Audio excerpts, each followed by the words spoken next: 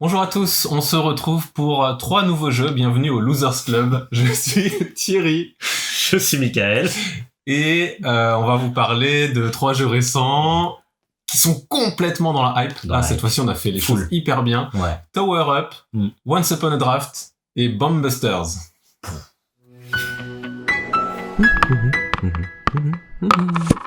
Alors on commence par Tower Up. Tower Up, c'est un jeu de pose de tuiles globalement, où à son tour on va pouvoir faire 2 types d'actions. Soit je vais prendre une carte qui est à disposition, qui va me permettre d'avoir des ressources. Ces ressources vont être utiles pour la deuxième type d'action qu'on peut faire, qui est de construire des bâtiments. Comment on construit des bâtiments ? Eh bien on a une carte d'une ville, globalement avec des petits emplacements. À mon tour, je peux prendre un cube d'une couleur, par exemple je prends le blanc, et je peux le poser mais toujours en adjacence avec un autre cube d'une autre couleur. Donc par exemple là, il y a un petit cube noir. Eh bien je le pose à côté et je dois mettre mon petit cube blanc et je dois aussi compléter tous les bâtiments en adjacence avec la couleur correspondante. Donc quand je construis mon petit cube blanc, il faut aussi que j'ai en prévision un petit cube noir pour poser sur la tour à côté. Et on va faire ça à tour de rôle, on va pouvoir faire ces 2 actions. Ça va nous permettre globalement de suivre des objectifs, on a des objectifs de fin de partie pour lequel le premier qui les fait, il gagne plus de points que le dernier qui va les faire. À chaque fois, on gagne des points dans tous les cas, même le dernier gagne des points, mais beaucoup moins. Et ça va ainsi orienter la partie.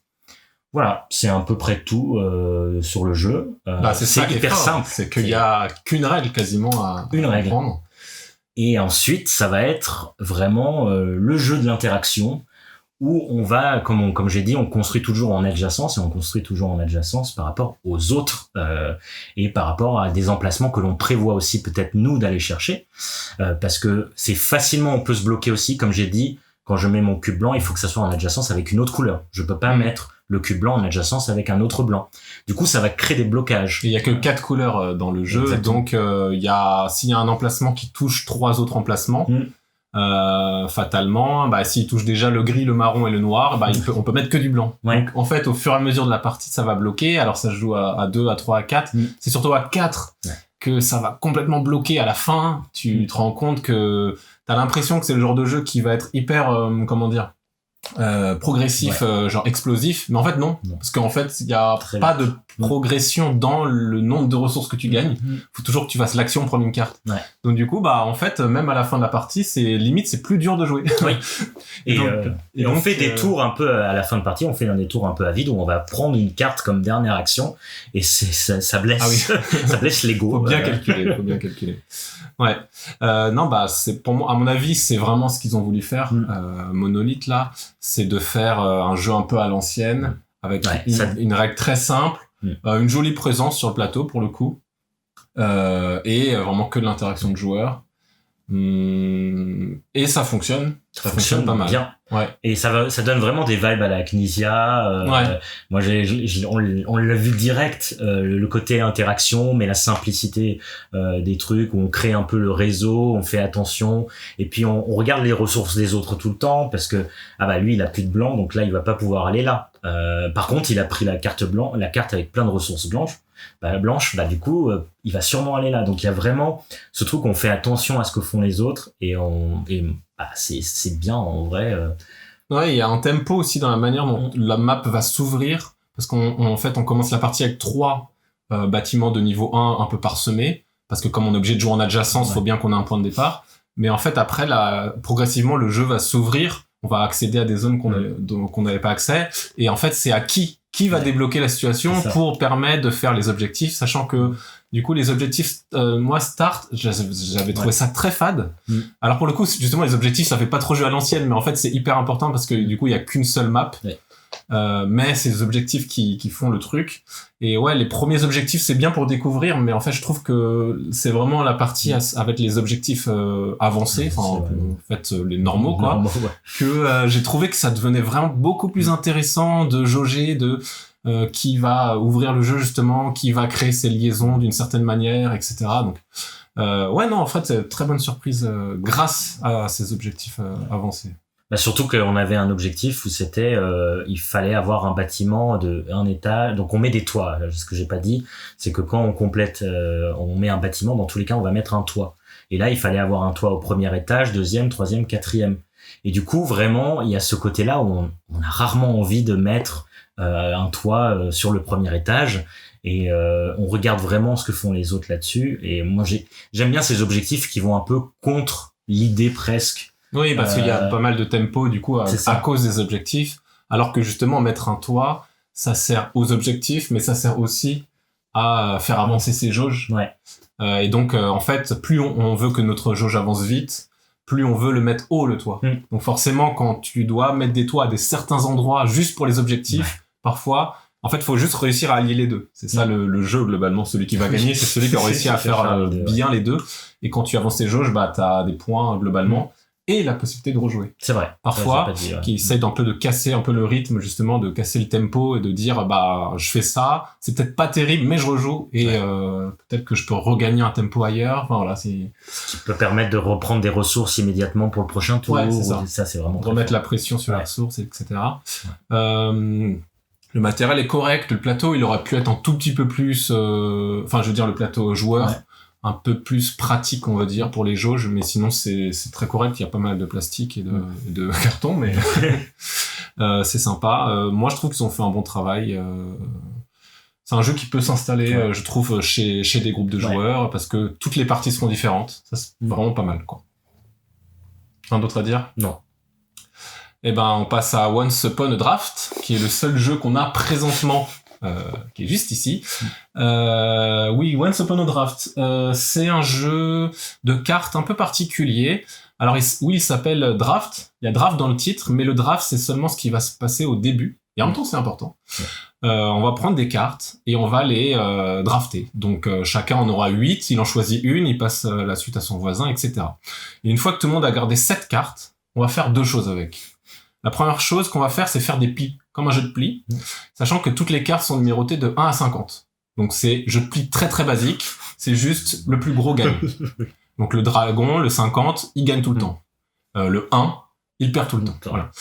Et donc, on fait un jeu de plis, et donc déjà on gagne des points quand on gagne des plis. Mais on va aussi gagner des points si on a joué une carte qui combatte un peu avec les autres. Et après, une fois qu'on a fait tous les jeux de plis, et ben on récupère toutes les cartes qu'on avait jouées en fait, et on les refait comboter entre elles. Et c'est sur le thème des contes de fées. Donc qu'est-ce qu'il y a comme conte de fées? Bah s'il y a Pinocchio et Geppetto par exemple, soit tu as pris Pinocchio et t'espères que quelqu'un joue Geppetto, et au moment où la personne joue Geppetto, bah bam, tu joues Pinocchio. Soit tu prends les deux, et dans ce cas-là tu vas comboter, mais au lieu de comboter pendant le jeu de pli, tu vas comboter à la fin. Voilà, c'est ça le jeu. Il y a plusieurs manières de scorer. Donc, comme j'ai dit, il y a les étoiles quand tu gagnes des plis, et puis il y a des petits cœurs qui font 1 point, et il y a des gemmes qui font 1,5 point. Bon, voilà. Mitigé. Qu'est-ce que c'est badass? Sentiment mitigé sur ce jeu. En fait, c'est hyper prometteur. Ouais. Franchement, j'étais pas intéressé par le jeu au début. Et puis après, je me suis dit finalement, j'ai l'impression qu'il y a un truc. Donc non, j'étais vraiment, je me suis dit, ça sent le jeu de la hype, pas ouf. Ouais. Et finalement, j'ai eu des bons retours, j'ai cru qu'il y aurait un truc, et en fait, non. Il y a un truc qui fonctionne pas. Déjà, je trouve que ça se joue de 3 à 6. Mais ça se joue pas. Et il y a un problème dans la config. À 3, c'est une variante. Quelle est la meilleure config? C'est pas clair. Moi, j'ai joué avec un groupe d'amis, sans Mickaël. C'est pour ça que je disais un groupe d'amis, mais qui m'a tout de suite proposé, bah venez, au lieu de prendre que 7 cartes, on en prend plus, parce qu'on n'était que 4. Tout de suite, les gens ont envie de faire un truc différent. Ils sentent bien qu'il y a un problème voilà. Parce qu'en fait, à 6, on va faire tout le paquet quasiment. Et à 4, on n'aura même pas la moitié du paquet. Et il y a des gens qui préfèrent 6, il y a des gens qui préfèrent 4. Moi, je préfère aucun. Mais même, en fait, il y a trop de cartes qui demandent de comboter avec une autre carte. Et à 4, comme t'as pas tout le paquet, en fait, tu sais même pas si ça sortira. Et je trouve qu'il y en a trop. Si on avait que quelques-unes, encore, je me dirais, bah, ok. Mais là, il y en a trop, et du coup, c'est pas satisfaisant là-dessus. T'as l'impression que gagner le jeu de pli, c'est hyper fort dans tous les cas. Après, à voir, mais moi, je sais pas. En fait, je trouve ça ennuyant. Moi, au bout d'un moment, j'ai joué sans cerveau, et je me suis dit, je prends à chaque fois dans mon draft les cartes les plus fortes. Et bah, j'ai eu un bon score. Et je trouve ça, je sais pas. En fait, je trouve pas ça intéressant. Le jeu de pli, je le trouve pas intéressant. Celui qui a la plus grande carte, il gagne globalement. Même si tu peux faire attention à quand tu mets une grosse carte. Si t'as Pinocchio, tu mets Pinocchio, bah je vais pas te mettre Geppetto parce que je vais pas te faire gagner des points. Bon, Ouais. je sais pas. Moi, je trouve ça hyper fade, vraiment sans substance. Je sais pas. J'ai pas envie d'y rejouer. C'est non mais c'est un sentiment quoi. C'est presque physique. Ouais, c'est ça. Il y a un truc qui floppe un peu, floppe, qui, ouais, c'est un peu fade. C'est ça. Comme j'essaie de dire, si on joue à 6, on a quasiment toutes les cartes, donc on aura plein de combos dans tous les sens. Ouais. Bon, bah, c'est peut-être le plus rigolo. Ouais. Et puis, je demande de voir si tu joues à moins, en fait, il y a cet aspect vaguement stratégique qui rentre en jeu, mais qui en fait, qui n'est pas adapté au jeu. Non. Où tu dois te dire, ah, mais c'est pas sûr qu'elle existe. Ah, mais si je prends cette carte, est-ce que quelqu'un va la prendre? Alors qu'en fait, à la fin, c'est pas très intéressant, Non. quoi. Il y a... Ouais, en fait, pour moi, c'est un jeu un peu médium qui essaye de satisfaire un peu tout le monde et qui réussit pas tout à fait, quoi. Bah, Qui essaie de faire toutes les configs, mais sans réussir, qui essaie de faire tous les publics. Parce qu'il y a le public un peu Fantasy Realms, le public un peu jeu de pli, le draft. Mais en vrai, pour être un tout... C'est pas laborieux, c'est très facile à expliquer, mais ouais, grosse déception. On sait que c'est un jeu dont on parle beaucoup, mais bah ouais. Et c'est limite, c'est presque plus rigolo à 3 parce qu'au final, t'as une variante où tu fais 2 phases de draft. Ok. En fait, ils ont voulu faire en sorte qu'on voit plus de cartes. Ah oui, du coup à 3 tu vois plus de cartes qu'à 4. C'est ça. À 3 tu vois plus de cartes qu'à 4, et donc du coup. Bah voilà, ça mitige ça, quoi. Mais c'est bizarre. Ouais. Voilà, c'est pas clair. Après, les illustrations sont jolies, le thème ils ont bien joué. Hein. C'est bien les thèmes sans licence. Si, c'est rigolo de parcourir les cartes une fois le jeu. Non, c'est rigolo. En 2 parties, on a fait le tour. Ouais. Des cartes. Des cartes. Et Du jeu.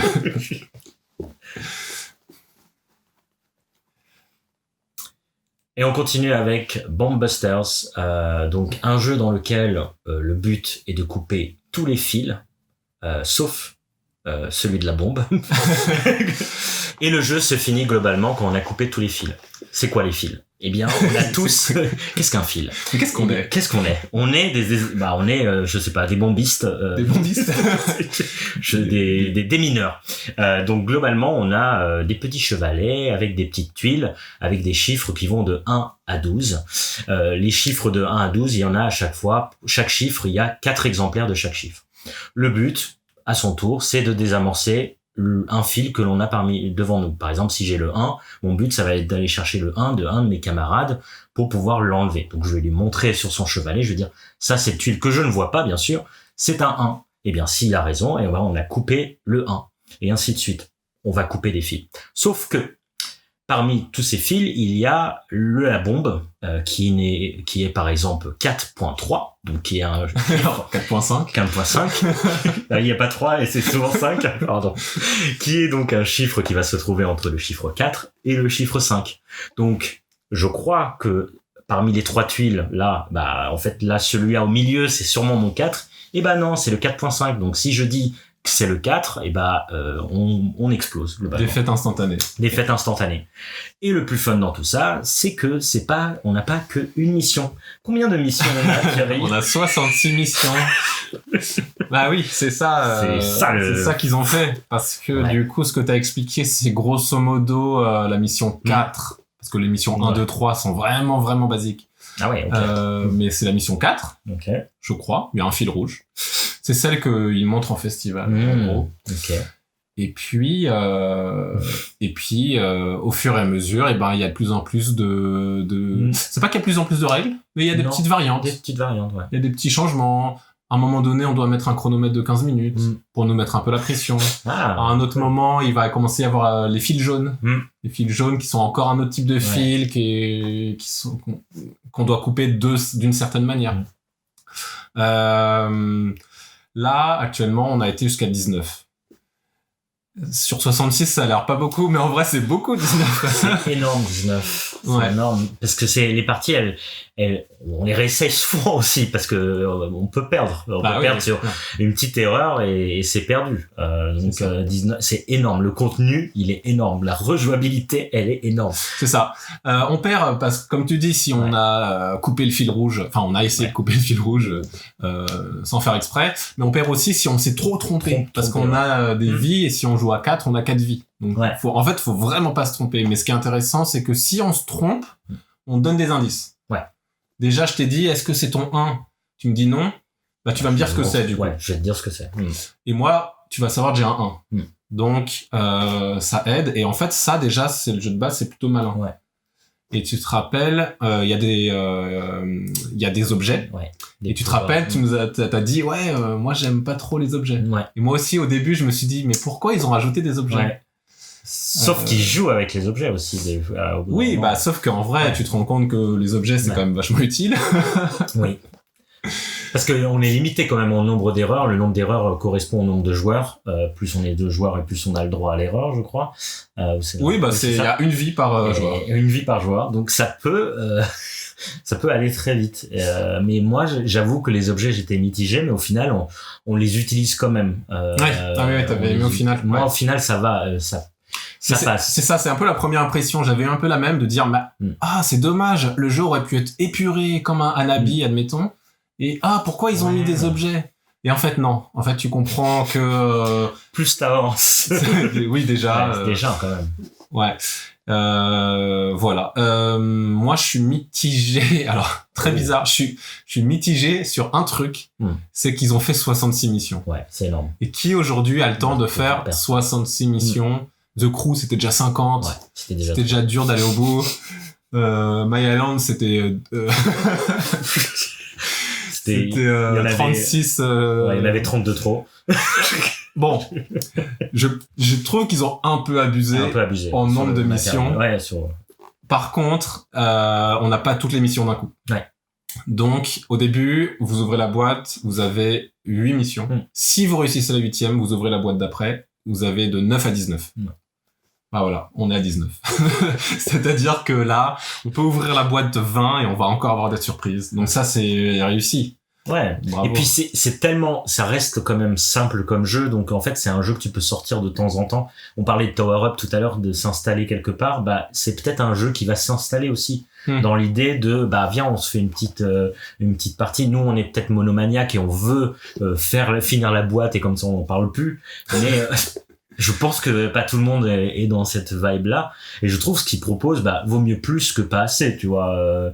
Moi, je trouve que quand même le jeu, j'ai envie d'y retourner, quoi. Même au bout de... Bon, après, j'en ai pas fait autant. Toi, au bout de 19, t'as pas envie de continuer? Ah si, mais c'est peut-être le jeu de l'année, c'est un des jeux de l'année. C'est sûr, c'est super. Et en plus, j'ai été un peu malhonnête parce que contrairement à The Crew, enfin, en tout cas, moi, c'est comme ça que je jouais à The Crew. J'avais un peu l'impression de faire des campagnes. Là, en vrai, tu reprends à chaque fois où tu veux. T'introduis un nouveau joueur au jeu, tu prends la mission 4, par exemple, pour lui apprendre, et puis voilà. Et puis, s'il y a des missions que t'aimes vraiment bien, qui sortent un peu du lot, tu peux les refaire. Voilà. Tu peux juste pas sauter à une mission forte, comme, par exemple, Skyteam, qui te dit juste, voici tout ce que vous pouvez faire, choisissez. T'es obligé de suivre un peu l'ordre parce que tu ouvres les boîtes. Mais et puis ça fait des paliers, c'est plutôt c'est ça. Et la différence entre chaque mission, elle est pas toujours énorme. Ils auraient pu faire un énorme gap, des trucs très très caractéristiques. Bon, parfois il y a un tout petit truc qui change, mais en vrai, on lit les règles et on est content. On a envie de la faire. Allez, une dernière. Et, non, c'est trop fort ce qu'ils ont fait. Et pourtant, si on t'avait dit que le jeu c'était juste la mission 4, tu jouerais quand même plusieurs fois. Ça sera un avis en fait. Tu joues de temps en temps. Ça marche, ça aurait marché aussi. Ça aurait marché aussi. Donc, mais là, l'évolution, je trouve que c'est assez cool. Ouais, donc on a hésité entre en parler vite ou attendre de finir les 66 missions, mais... Je pense que c'était bien de faire ça. Ouais. c'est un jeu qui prend beaucoup de temps, mais qui est tellement plaisant, et en plus qui a vraiment ce côté coop aussi. Ouais. On perd tous ensemble, ce côté non leader. Ouais, très important. Par contre, il n'y a pas de leader, puisqu'il n'y a pas de communication, tu peux pas faire. C'est ça. C'est ça, c'est fort. Ouais. Juste à préciser, à 3, on joue toujours avec 4 chevalets minimum. Donc à 4, on en a chacun un, et à 3, en fait, quelqu'un a 2 chevalets. Alors, moi, j'y ai pas mal joué à 3. Ça marche, mais au final... Alors au début, ça marche vachement bien, au début des premières missions. Puis au bout d'un moment, tu te dis, bon, allez, je préférais jouer à 4 quand même. Ouais, quand même. Ou 5. Mais ouais, il y a... Donc attention, ça c'est quand même plus 4-5 joueurs. Ouais. Mais ça fonctionne à 3 et à 2. Enfin, j'ai pas essayé à 2. C'est peut-être un peu plus fade. Mais du coup, t'as les deux. C'est 2 et 2. Bon. C'est dur. Mais t'as toutes les infos, donc je sais pas comment c'est mitigé. Je sais pas comment ils ont fait pour régler le jeu à 2, mais... Bah dites-le nous en commentaire. Il y a peut-être pas de jeu à 2 en fait. Maintenant que j'y pense. Ça paraît très bizarre à 2. Mais... J'ai un doute. Non, ouais, un des jeux de l'année. Oui. De toute façon, on est raccord avec tout le monde. Ouais, vous verrez dans notre top. Suspense. Bah voilà, c'était tout pour cette vidéo. Est-ce que vous aimez notre nouveau cadre? Ce sera pas le cadre de toutes les vidéos. Ah bon? On retournera parfois à l'ancien studio. qui est chez moi. Mais normalement, pas longtemps après cette vidéo, on aura une vidéo où je déballe. Ouais, on installe plus ou moins tout ça. C'était un peu expérimental comme vidéo, alors... Voilà, on la mettra entre deux pour que ce soit comme un petit bonus. Oui, c'est ça. Et puis bientôt on parle de jeux d'enquête, on parle de Inori. Oui, c'est vrai. La prochaine, promis. Et on fera les tops, et après on arrive au top de l'année. Bah ouais, on arrive en décembre quand même, c'est déjà là. On a pris nos billets pour Cannes. Si vous allez à Cannes, on s'y retrouvera. C'est dans 2 mois et demi, là. Ouais, ça va vite. 3 mois. Et on fera encore un reportage. Je promets qu'il y aura du meilleur son, quand même. Allez, on promet cette année, meilleur son. L'année prochaine, ouais. Ah oui, merde. Mince. Bah voilà. Mettez des pouces bleus, faites des commentaires. C'est toujours super de lire vos commentaires. Et à la prochaine. À la prochaine. Bye bye. Mm-hmm.